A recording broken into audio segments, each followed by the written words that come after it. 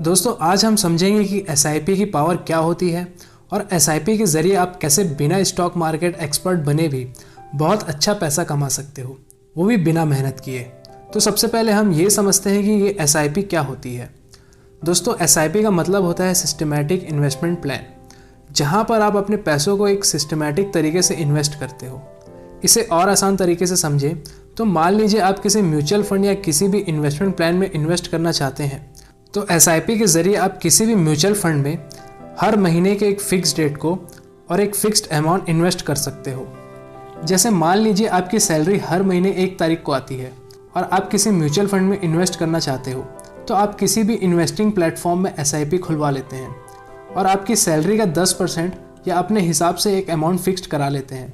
Example के लिए हम 5,000 रुपये ले लेते हैं, तो हर महीने के एक फ़िक्स्ड तारीख को आपके अकाउंट से 5,000 रुपये इन्वेस्ट होते रहेंगे उस म्यूचुअल फंड में जहां आप इन्वेस्ट करना चाहते हो या जो म्यूचुअल फंड आपने लिया है। दोस्तों इस एसआईपी की डेट आपको महीने के 7वें या 8वें दिन रखनी चाहिए, क्योंकि हो सकता है कि आपकी सैलरी आने में 1-2 दिन लेट हो जाए। दोस्तों एसआईपी क्या होती है ये तो आप समझ गए। अब जानते हैं इसके रियल पावर को, कि कैसे आप बिना मेहनत के भी आप किसी भी स्टॉक मार्केट एक्सपर्ट को पीछे कर सकते हो। तो चलिए शुरू करते हैं। दोस्तों जब भी आप स्टॉक मार्केट में इन्वेस्ट करते हैं तो आप हमेशा एक ही बात सबसे ज़्यादा फॉलो करते होंगे कि जब किसी शेयर का प्राइस हमें सस्ते दाम पर मिलेगा तब हम उसे खरीदेंगे और जब उसका दाम बढ़ेगा तब उसे बेच देंगे।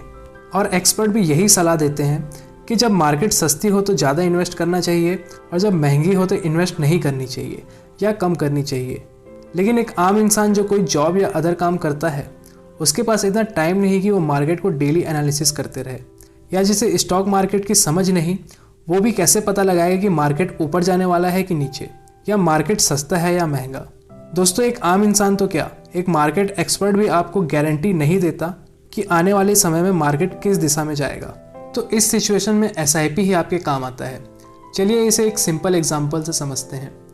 मान लीजिए आप किसी म्यूचुअल फंड में हर महीने 5,000 रुपये की एसआईपी करते हो, और जब आपने पहली एसआईपी की उस वक्त म्यूचुअल फंड की एनएवी यानी कि नेट एसेट वैल्यू 100 की है, तो 5,000 डिवाइडेड बाय 100 यानी 50। तो पहले महीने आपको उस म्यूचुअल फंड के 50 यूनिट मिलेंगे और फिर मार्केट थोड़ी ऊपर चढ़ती है और उस म्यूचुअल फंड की एनएवी भी बढ़ेगी। तो मान लेते हैं जब मार्केट पीक पर हो तब उस म्यूचुअल फंड की एनएवी 150 की हो गई, तो अगले महीने फिर से आपके 5,000 रुपीज़ इन्वेस्ट हो गए। तो इस बार 5,000 divided by 150 is equal to 33.33, मतलब दूसरे महीने आपको उस म्यूचुअल फंड के 33.33 यूनिट्स ही मिलेंगे, क्योंकि आपका एसआईपी अमाउंट फिक्स है। फिर मान लीजिए तीसरे महीने मार्केट क्रैश हो जाती है और म्यूचुअल फंड की एनएवी 50 पर आ जाती है। इस बार आप ऑटोमेटिकली ज़्यादा यूनिट्स खरीद लेते हो, तो तीसरे महीने आपके पास उस म्यूचुअल फंड के 100 यूनिट्स होंगे, क्योंकि मार्केट कभी भी एक ही दिशा में नहीं बढ़ता, वो हमेशा ऊपर नीचे होते रहता है। तो आप भी मार्केट के दोनों डायरेक्शन में बाय करते हो। इसमें फ़ायदा ये है कि आपको एक एवरेज यूनिट्स मिल जाते हैं और आपको इसमें वेट करने की भी ज़रूरत नहीं, ना ही मार्केट को टाइम करने की ज़रूरत है। चलिए इसे एक एग्जांपल से समझते हैं। मान लीजिए 2 दोस्त राम और श्याम एक म्यूचुअल फंड में ऐसे समय पर इन्वेस्ट करते हैं जब मार्केट ओवर वैल्यूड होती है या अपने पीक पर होती है। तो राम ये डिसाइड करता है कि मेरे पास अभी 1,20,000 रुपये हैं, ये कहीं खर्च ना हो जाए, इससे अच्छा मैं इसे म्यूचुअल फंड में इन्वेस्ट कर देता हूँ। और दूसरी तरफ श्याम ये बोलता है कि मेरे पास तो इतने पैसे नहीं हैं, लेकिन मैं हर महीने 1,000 रुपये ज़रूर इन्वेस्ट कर सकता हूँ। तो दोनों ने अपने अपने पैसों को एक ही म्यूचुअल फंड में इन्वेस्ट किया, जहाँ पर रिटर्न भी सेम ही है, लेकिन इन्वेस्ट करने का तरीका दोनों का अलग अलग है। जहाँ राम एक साथ लम सम में इन्वेस्ट करता है अगले 10 सालों के लिए, वही श्याम हर महीने 1,000 रुपये इन्वेस्ट करता है 10 सालों के लिए एसआईपी के जरिए। तो दोस्तों इन 10 सालों में मार्केट बहुत बार ऊपर नीचे हुई, जो कि ऐसा होता ही है। तो 10 साल बाद किसकी रिटर्न ज़्यादा रही होगी? आप में से ज़्यादातर कॉमन लोग ये कहेंगे कि जो एक साथ पैसा लगाया है, यानी कि राम को ज़्यादा रिटर्न मिलेगा। लेकिन ऐसा नहीं है। हाँ, ऐसा तभी पॉसिबल है जब मार्केट हमेशा ऊपर ही बढ़ते रहे और उसमें कभी कोई करेक्शन ना हो, पर ऐसा कभी भी नहीं होता। बिना फ्लक्चुएशन के कोई भी मार्केट नहीं चलता। तो आपको मैं बता दूं कि इस केस में श्याम की रिटर्न राम से ज़्यादा होगी, पर कैसे? तो दोस्तों इसका जवाब सिंपल है। जैसा मैंने बताया कि दोनों ने एक साथ निवेश किया था, तो उस वक्त दोनों की म्यूचुअल फंड की एनएवी मान लेते हैं 100 की रही होगी। तो राम ने तो अपना पूरा अमाउंट एक ही बार में इन्वेस्ट कर दिया था, जिससे उसे एक फिक्स्ड एनएवी की फिक्स्ड यूनिट्स ही मिले।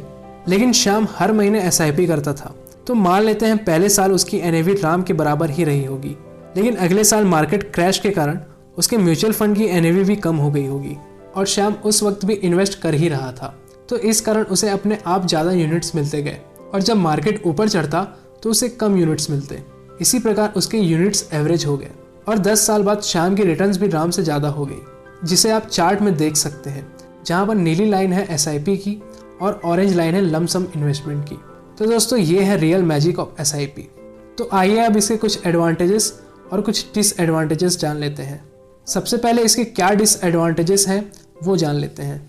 दोस्तों अक्सर देखा गया है कि लॉन्ग टर्म में आपको SIP से कम रिटर्न मिलता है लमसम के कंपेयर में, क्योंकि अगर आप मार्केट क्रैश के दौरान किसी म्यूचुअल फंड में लमसम और SIP दोनों तरीके से इन्वेस्टमेंट करते हैं तो आपको लॉन्ग रन में लमसम से ही ज़्यादा रिटर्न मिलेगा। और ज़्यादातर ये भी देखा गया है कि SIP उन म्यूचुअल फंड्स में आपको लमसम से ज़्यादा रिटर्न देगी जिस म्यूचुअल फंड की सालाना रिटर्न 3 से 4% की होती है या उससे भी कम। यहाँ पर आपका लमसम अमाउंट कुछ खास परफॉर्म नहीं कर पाता आपके SIP के मुकाबले, लेकिन आप ऐसे म्यूचुअल फंड में इन्वेस्ट ही क्यों करोगे जिसकी रिटर्न इतनी खराब हो। दोस्तों ये थी SIP की कुछ खामियां। अब इसके कुछ अच्छाइयों के बारे में भी जान लेते हैं। दोस्तों अगर आप यंगस्टर हैं या मिडिल क्लास से बिलोंग करते हैं तो जाहिर है आपके पास लाखों करोड़ों की संपत्ति तो होगी नहीं। SIP की सबसे अच्छी बात यह है कि इससे आप मात्र 100 रुपये महीने से भी इन्वेस्टिंग शुरू कर सकते हैं। जिनके पास लमसम अमाउंट नहीं है और जो सैलरीड पर्सन है या कोई स्टूडेंट है तो वो हर महीने SIP के जरिए इन्वेस्टमेंट करके अपनी वेल्थ को ग्रो कर सकते हैं और आगे चलकर एक फाइनेंशियली फ्री लाइफ जी सकते हैं। दूसरी बात यह है कि इससे आपकी इन्वेस्टिंग की हैबिट बनती है। जैसे अगर आप सैलरीड पर्सन हो तो सैलरी मिलते ही अगर आप सैलरी का कुछ हिस्सा SIP कराते हो तो आपकी फ्यूचर भी सिक्योर हो जाती है और आप बेफिजूली खर्चों से भी दूर रहते हो। और अगर आप अपनी SIP यंग एज जैसे 20 या 25 साल की उम्र में ही शुरू करते हो तो 5 साल बाद अगर कोई आपके अमाउंट का 5 से 10 गुना पैसा भी लमसम में इन्वेस्ट करता है तो भी वो आपको बीट नहीं कर पाएगा, क्योंकि कंपाउंडिंग के जरिए आपका वेल्थ बहुत ही ज़्यादा ग्रो हो चुका होगा। और सबसे इम्पॉर्टेंट बात ये कि इसमें आपको मार्केट को टाइम करने की ज़रूरत बिल्कुल नहीं पड़ती। जैसे कि अगर कोई लमसम वाला इंसान है तो वो इन्वेस्ट तभी करेगा जब उसे मार्केट सस्ती मिलेगी, या फिर वो इंतज़ार करेगा कि मार्केट टूटेगा तब मैं अपना पैसा लगाऊंगा।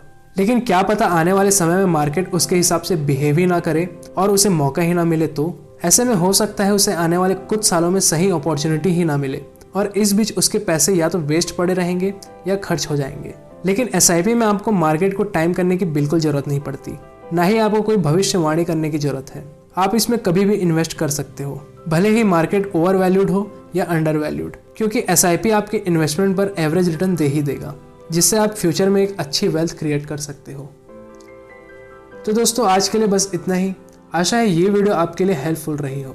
तो मिलते हैं अगले इंटरेस्टिंग टॉपिक पर। धन्यवाद।